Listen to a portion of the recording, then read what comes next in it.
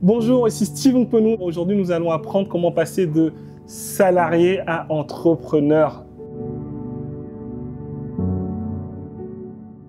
Il y a beaucoup de personnes qui m'ont demandé comment devenir entrepreneur. Alors, je vais te rassurer tout de suite. Entrepreneur, c'est un choix de vie. C'est pas forcément facile tous les jours.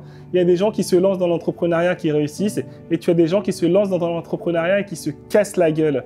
Donc, en fait, il faut avoir les outils, il faut avoir les clés pour pouvoir bien entreprendre. Sinon, ça peut être tout de suite un calvaire. On va commencer par la première chose. Il faut déjà lire ton contrat de travail. En fait, on parlait des clés dans la vidéo précédente, mais nous allons aller beaucoup plus en profondeur sur ce dont on parlait pour quitter son emploi.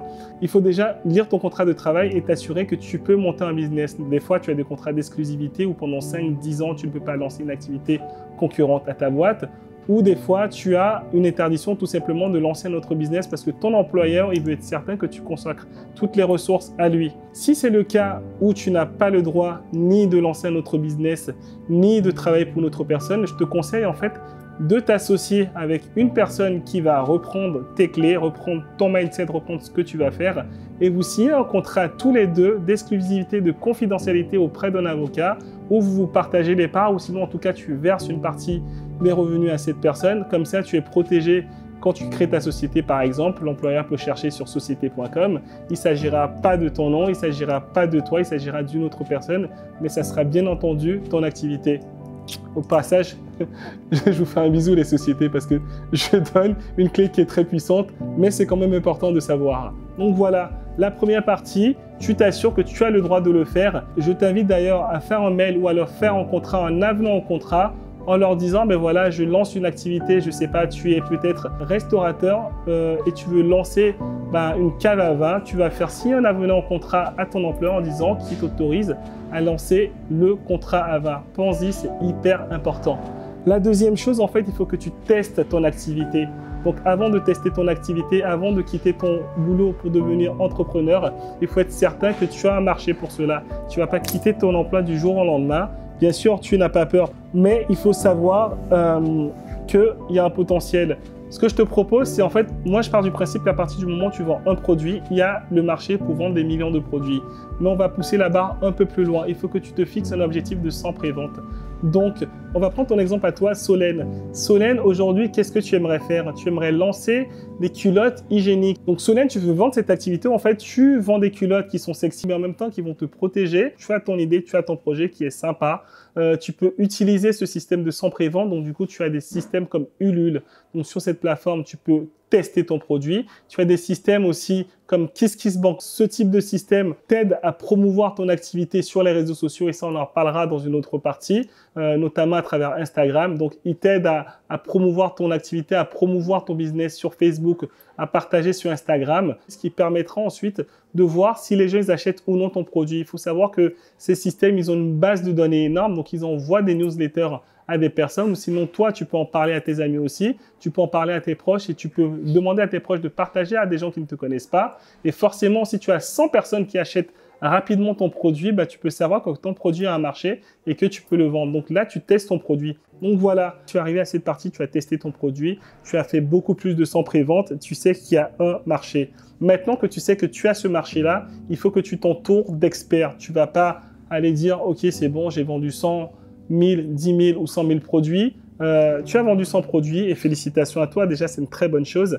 Il faut faire un business plan. C'est-à-dire qu'un business plan, ça va être ce dont on parlait dans la vidéo précédente, c'est-à-dire l'objectif à court, moyen et long terme. Donc, comment tu vas vendre le produit, où est-ce que tu vas vendre le produit, quel système tu vas utiliser, comment tu vas le développer, où est-ce que tu te vois à long terme. Il faut avoir un business plan. Et donc, du coup, voilà, n'hésite pas à nous envoyer un mail, nous écrire sur Instagram. Nous avons un réseau de personnes avec qui on travaille, qui vont te donner des clés, qui vont t'aider à construire ton business plan. Le business plan te permettra de pouvoir prévoir et faire grandir ton entreprise. Une fois que tu as fait ton business plan, tu sauras que voilà, tu lances ton activité.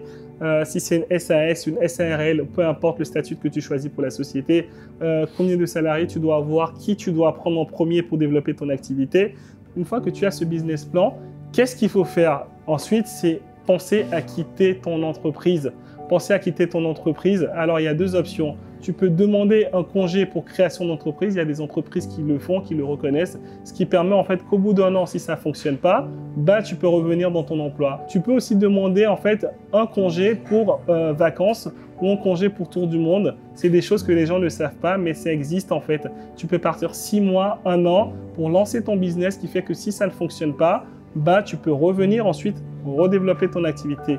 Donc voilà, ça c'est des choses importantes à savoir. La deuxième chose, c'est que tu peux demander une rupture conventionnelle où tu peux même être licencié aujourd'hui et en étant licencié, tu peux bénéficier du chômage pendant 2 années, ce qui te permettra de développer ton travail. Donc moi, je te propose plutôt pas de faire licencier parce qu'on a besoin de personnes dans la vie. C'est toujours bien de garder de bonnes relations avec les personnes.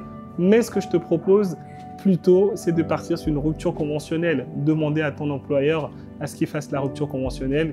Il va te payer que dalle et tu t'arranges pour partir et assurer ta succession. Tu peux, si ton employeur ne veut pas, tu peux trouver la personne qui va te remplacer, qui va être aussi compétente, voire plus compétente que toi, en montrant par A plus B que cette personne est compétente pour que ton employeur puisse te laisser. Parce que bien entendu, ton employeur, il va penser aussi à lui, il ne va pas vouloir te laisser parce que tu as un bon élément, ou à ce moment-là, il voudra te laisser parce que tu n'es pas un bon élément, peu importe.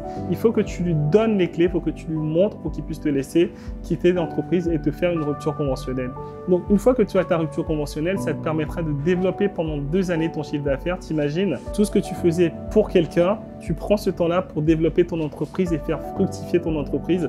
Donc, tu auras beaucoup plus d'opportunités, tu vas rencontrer beaucoup plus de gens parce que tu auras déjà fait ton business plan et tu sauras clairement où est-ce que tu veux aller, donc tu ne perdras pas de temps. Au préalable, on va faire un petit aparté. Tu peux aussi bénéficier, si tu as plus de 25 ans, du RSA. Donc, le RSA, c'est environ 550 €. Donc, 550 €.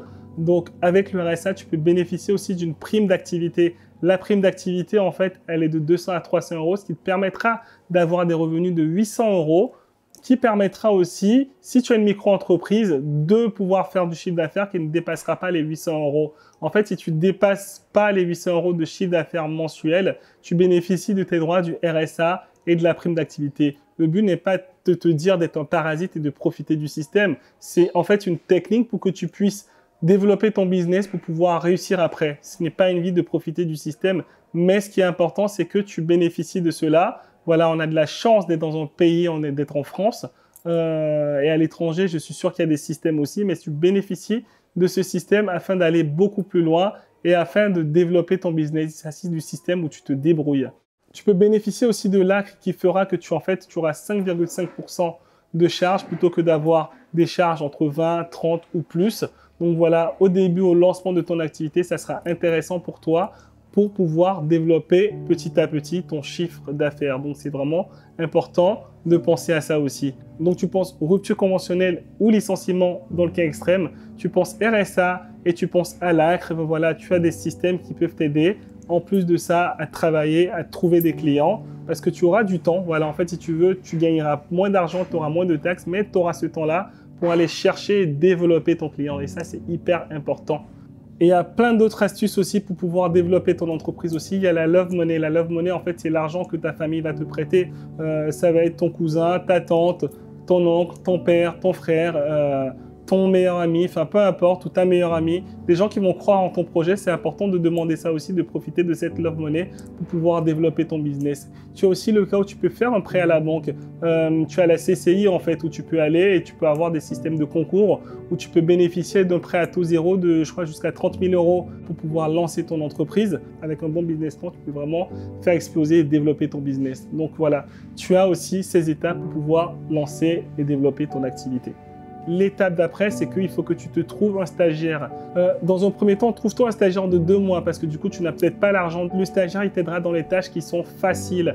Tu ne demanderas pas à ton stagiaire de faire ta comptabilité. Tu ne demanderas pas à ton stagiaire de te faire un business plan. Tu ne demanderas pas à ton stagiaire d'aller démarcher des commerciaux, mais plutôt des tâches faciles. Voilà, une fois que tu as fait un stagiaire pour 2 mois, pense à prendre un stagiaire pendant 6 mois qui va faire d'autres tâches faciles à toi. Si tu n'es pas compétent peut-être dans la comptabilité, prends-toi un stagiaire en comptabilité qui va t'aider. Vous allez voir ensemble et tu vas lui expliquer, tu vas comprendre aussi parce que du coup, c'est aussi du donnant-donnant. Il est là pour apprendre, mais tu peux apprendre aussi de lui. Toi, tu lui apprends ton activité et tu comprends ses ressources aussi dans son domaine à lui. Si tu as un stagiaire qui est très bon en communication, prends ce stagiaire-là, tu lui montres la tâche facile, c'est-à-dire que comment faire une campagne de publicité, comment faire une campagne Facebook pour pouvoir le mettre sur le réseau. Ben voilà, ça c'est hyper important. Une fois que tu as trouvé ton stagiaire, que tu commences à développer ton entreprise, je pense que c'est hyper important de trouver un incubateur. Mais tu peux trouver un incubateur aussi avant ton stagiaire.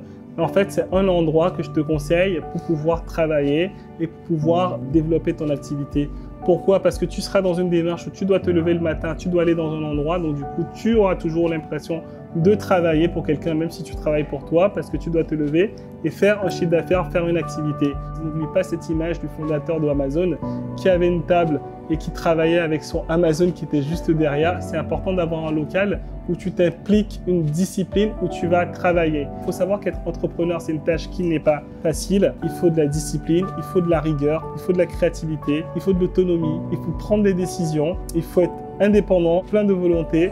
Enfin voilà, je ne vais pas te citer toutes les qualités. En fait, il faut toujours avoir une envie d'être épanoui personnellement et c'est l'une des clés. Donc voilà, tu as les clés en fait pour quitter ton entreprise et pour te lancer en tant qu'entrepreneur. Je pense que ça t'a aidé. Maintenant, c'est à toi de jouer. Chapeau à toi et on se retrouve tout de suite dans la nouvelle vidéo pour que tu puisses apprendre énormément comment passer à la vitesse supérieure.